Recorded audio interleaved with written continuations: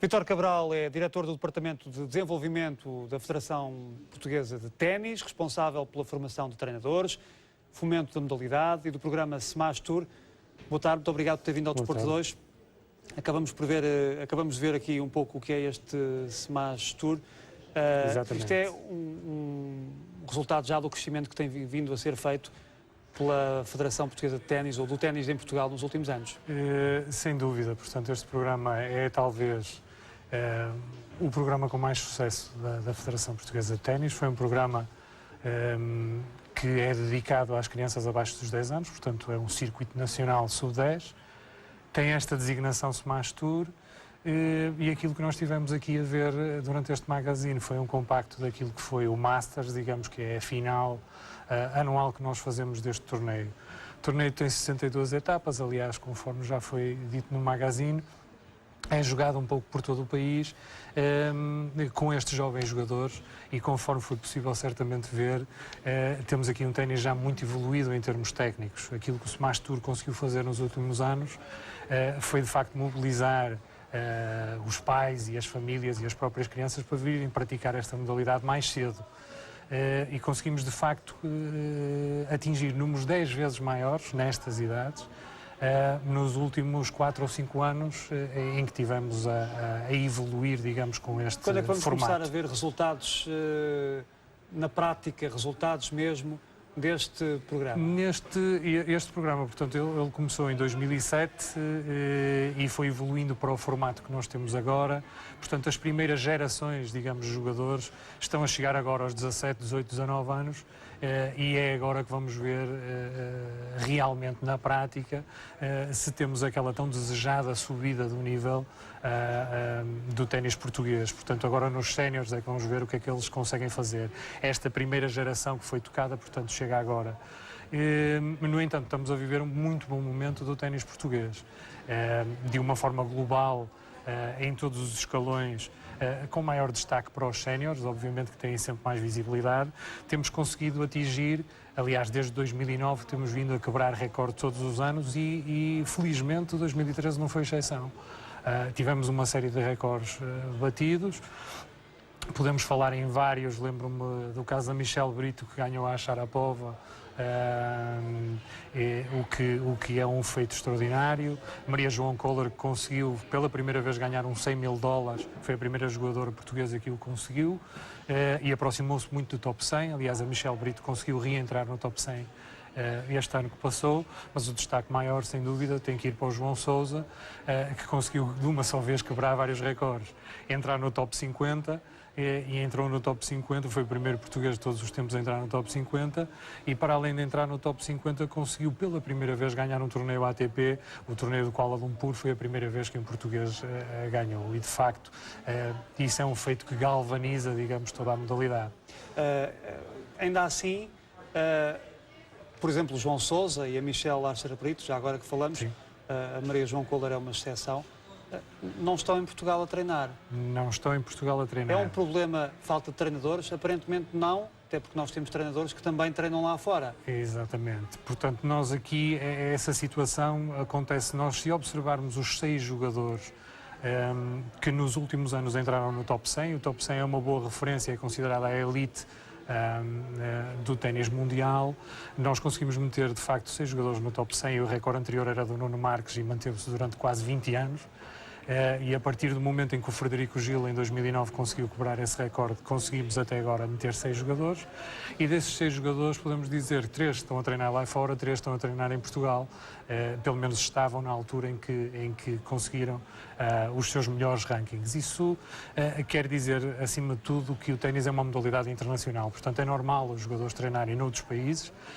Em todos os países acontecem esses fenómenos, mesmo em alguns países mais desenvolvidos e com mais resultados. E por outro lado, também os treinadores portugueses conseguem muito bons resultados e inclusivamente também imigram. Nós temos vários exemplos. Temos o exemplo do próprio Frederico Marques, que é o treinador do João Sousa, que trabalham ambos em Espanha. O caso do António Van Griechen, que foi grande responsável pela subida da Vitória Azarenka pelo ranking acima e que agora está a treinar com ela outra vez, e entre outros jogadores chegou a trabalhar durante algum tempo com a Ivanovic. Portanto, é um treinador já bastante experiente. Temos outros treinadores, como é o caso, lembro-me do Luís de Souza, que já anda há vários anos no estrangeiro, foi um treinador que se decidiu muito cedo ir para o estrangeiro e que neste momento está na Tunísia como diretor técnico nacional, já esteve no Egito, esteve numa série de outros países. Isso leva-me a pensar que temos atletas que talvez consigam resultados, temos treinadores que são capazes, mas são obrigados a ir lá para fora. Faltam aqui clubes, estruturas, condições para se criar toda essa evolução Portugal natural. está a atravessar, sem dúvida, momentos difíceis. No entanto, em termos da qualidade dos treinadores, parece-me que temos treinadores que estão com as melhores qualidades possíveis. Aliás, com um nível suficientemente elevado para ombrear com qualquer treinador do mundo. Têm-no conseguido provar. No entanto, Portugal está a atravessar épocas difíceis e nós, embora tenhamos infraestruturas, muitas vezes essas infraestruturas, a nível económico ou financeiro, não conseguem, de facto, oferecer as melhores oportunidades e, portanto, é perfeitamente natural que os treinadores, principalmente os mais jovens, mas até pode acontecer com treinadores de qualquer idade, procurem lá fora, como noutras profissões, o sucesso, acima de tudo económico ou financeiro, que não conseguem atingir aqui em Portugal. No entanto, estou satisfeito, digamos, com o nível que os treinadores portugueses estão a apresentar, sem dúvida. Esta é uma discussão, enfim, que já é antiga e é recorrente e há de prolongar-se enquanto não houver resultados. Porque é que Portugal não consegue, nunca conseguiu e não se perspectiva que seja nos próximos tempos, um jogador do top 10, por exemplo? Claro, o primeiro é redutor estar a dizer que resultados serão só os jogadores do top 10. O top 100 tem sido, durante muitos anos, uma referência e Portugal, durante muitos anos, não conseguiu entrar lá. Mas é um de cada vez, praticamente. Conseguiu entrar, de facto, quando o Nuno Marques fez o brilharete durante a década de 90, conseguia chegar ao número 81 do mundo, e depois temos um hiato de quase 20 anos. Nos últimos anos temos conseguido sistematicamente meter vários jogadores no top 100 e agora conseguimos meter um jogador no top 50. Portanto, estamos claramente em crescendo, em evolução. Nós somos um país que temos muitas dificuldades, nomeadamente eu iria destacar não só a questão financeira, mas iria destacar a questão das escolas. A escola não está muito vocacionada, portanto, para fazer esta ligação com as necessidades que os jogadores têm em termos do volume de treino de alta competição. Portanto, eles para treinar colidem um bocadinho com os horários das escolas. Portanto, nós não temos aqui em Portugal nenhum sistema ainda, infelizmente, implementado que permita ultrapassar isso, mas de qualquer maneira estamos a trabalhar com afinco e todos estes programas estão, de facto, a indicar que se calhar nos próximos anos vamos conseguir fazer isso. Podemos sempre ter sorte, surgir um jogador, de repente, um talento que ninguém está à espera, como aconteceu, como foi o caso da Inglaterra, que insiste e não consegue produzir jogadores, mas teve a sorte de aparecer um Andy Murray. Pode-nos acontecer isso, mas na realidade aquilo que eu prevejo, e no fundo é para isso que todos nós no país estamos a trabalhar, é para que de facto jogadores como o João Sousa consigam ainda subir ainda mais, que de facto este feito do João Sousa consiga galvanizar os outros jogadores, galvanizar neste sentido. Outra das limitações portuguesas que nós temos é temos alguma dificuldade em acreditar, em ter orgulho nos nossos próprios heróis e em acreditar que conseguimos ir mais para a frente, e se calhar quando vemos um jogador que consegue chegar ao top 50, consegue, como ele conseguiu eliminar o número 3 do mundo o ano passado, o David Ferrer foi eliminado pelo João Sousa, talvez os outros jogadores consigam acreditar também. Falta aqui, pergunto eu, há alguma falta de apoios por parte, nomeadamente da Federação Portuguesa de Ténis, uma vez que os jogadores praticamente são obrigados à custa, têm que ser por custas próprias, por meios próprios, a tornarem-se jogadores de ténis, competirem lá fora? Pois, a limitação da Federação Portuguesa de Ténis em termos financeiros é enorme. Não é só a Federação de Ténis que passa por isto, todas as federações passam. As federações vivem muito do subsídio do Estado e, como nós sabemos, em termos da crise, no cenário da crise que nós temos passado, o Governo, obviamente, é obrigado a cortar os apoios e tudo isso reflete-se depois no apoio que se pode dar às carreiras de alta competição dos jogadores. A Federação tenta, mas de facto o dinheiro que a Federação tem não chega. E este mesmo quadro de crise económica ou financeira também faz com que sejam difícil aparecer os patrocinadores, portanto o investimento torna-se difícil. E continua a ser, para ser jogador de ténis em Portugal, é uma continua a ser limitação muito preciso ter grande. dinheiro. É preciso ter dinheiro, obviamente, em Portugal ou em qualquer outra parte do mundo, porque é um jogo, conforme eu disse, é uma modalidade que se joga a nível internacional. É preciso viajar, é preciso ir aos torneios para, de facto, pontuar, para ganhar a experiência necessária em termos de alta competição, e tudo isso custa dinheiro. De facto, em Portugal é muito difícil conseguir esse tipo de situação. Lá está, em termos de patrocínios, por exemplo, nós, para o nosso circuito Smash Tour, conseguimos aquele patrocínio da Capa Open via Sport Zone, que de facto é um patrocínio que nos ajudou imenso, mas não é um patrocínio propriamente em termos financeiros, é um patrocínio em termos de equipamentos, e portanto isso é uma coisa que se consegue fazer. Aliás, a Capa Open tem sido uma ajuda, um apoio inestimável, porque ajuda também de facto a promover e a divulgar a modalidade, para além de nos ajudar, digamos, com o material propriamente dito. No entanto, para os jogadores o material não chega, é preciso mesmo dinheiro, e isso é difícil. Os jogadores e as suas famílias têm ido a seu próprio custo e às vezes tomam também a tal decisão de emigrar e procurar noutras paragens o sucesso. Mas noutras paragens continua-se a ter que gastar o dinheiro na mesma. Está a sair aí alguma fornada de jogadores que possam, num futuro muito próximo, vir a entrar na elite do ténis mundial? Sem dúvida, eu aí poria o destaque no Frederico Silva, que de facto tem dado muito boas indicações, e o ano passado teve uma das maiores subidas do ranking, uma subida mesmo meteórica. Ganhou Roland Garros e o US Open em pares, portanto tem sido um jogador que dá as melhores indicações, que está a ganhar cada vez mais experiência, comprova que de facto os sucessos em todas as modalidades, mas no ténis em particular, podem vir de qualquer ponto do país. Portanto, ele treina nas Caldas da Rainha. O João Sousa é uma pessoa que vem de Guimarães. Portanto, penso que será ele a liderar uma quantidade de jovens jogadores que vêm aí com muito potencial para seguir em frente. E falou nisso, desculpe interromper o seu raciocínio, leva-me a perguntar se de facto já está criada uma estrutura em Portugal que permita que possam sair jogadores de ténis de qualquer ponto do país. O que acontece neste momento é que a Federação Portuguesa de Ténis tem tido muitas dificuldades em fazer o seu centro de alto rendimento. Tem passado por várias experiências. Vamos entrar num ciclo novo.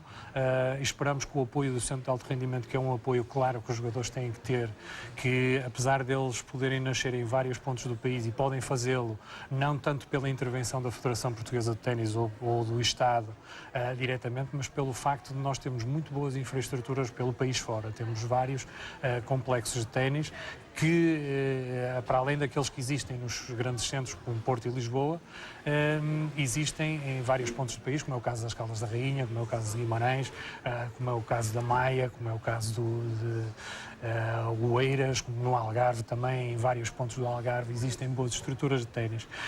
No entanto, estruturas financiadas pela Federação ou financiadas pelo Estado serão os centros de alto rendimento.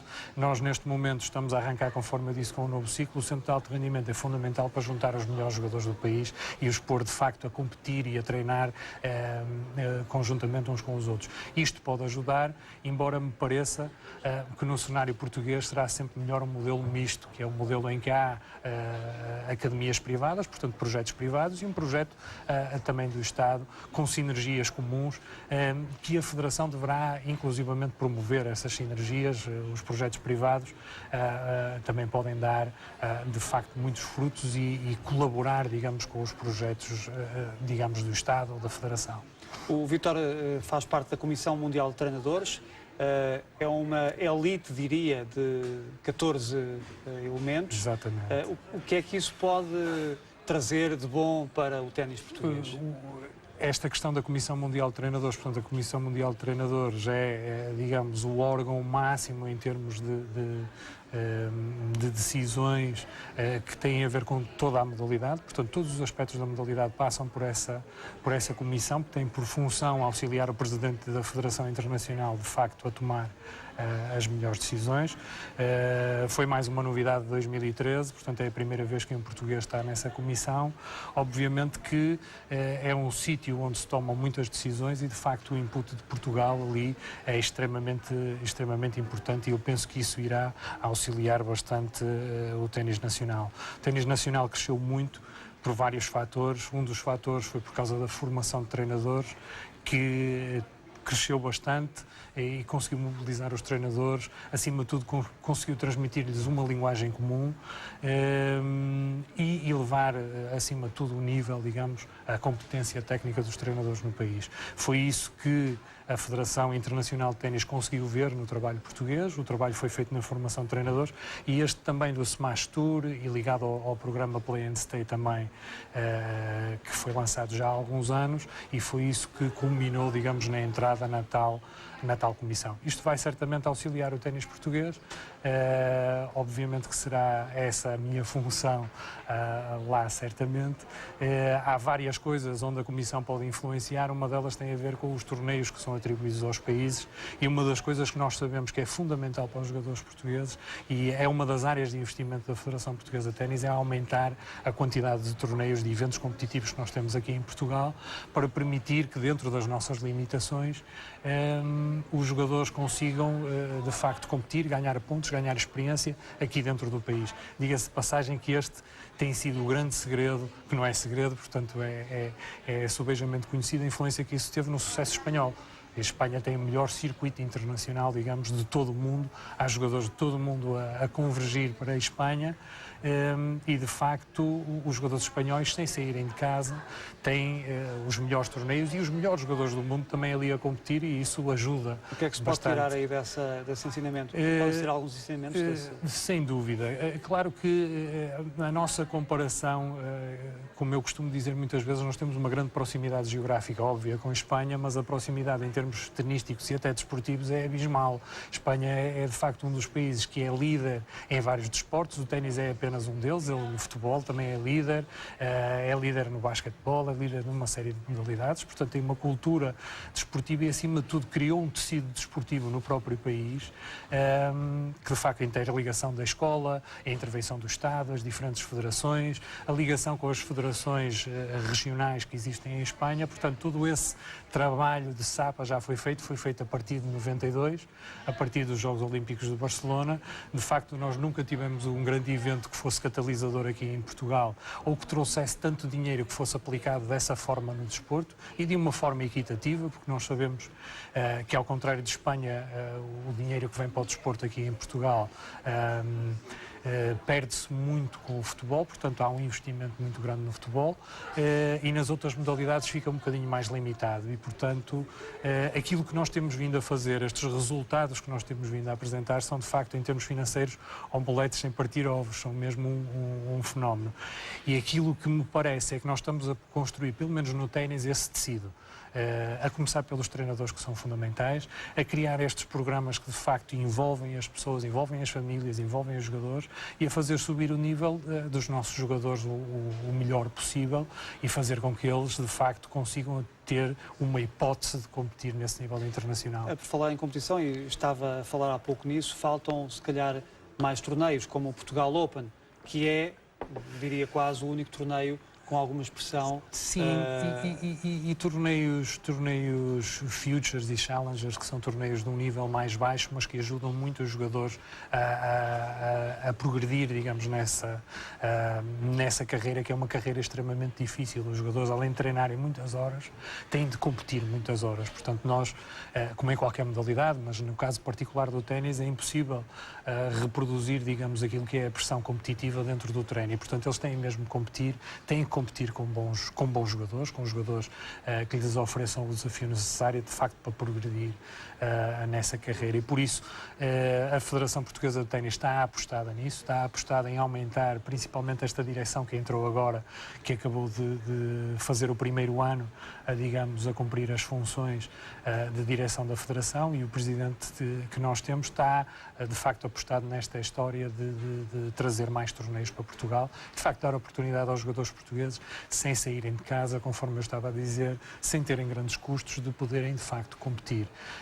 Agora, uma vez essa aposta conseguida, também a responsabilidade passará para os treinadores e para os jogadores, de facto, para aproveitarem bem essa oportunidade, que é aquilo que eu espero que aconteça. Muito bem, muito obrigado, Vítor Cabral, por ter vindo ao Desporto 2. Vamos esperar que João Sousa consiga já mais um brilharete no Open da Austrália, que começa amanhã. Ele que na primeira ronda vai jogar com o austríaco Dominic Thiem, que é o número 130.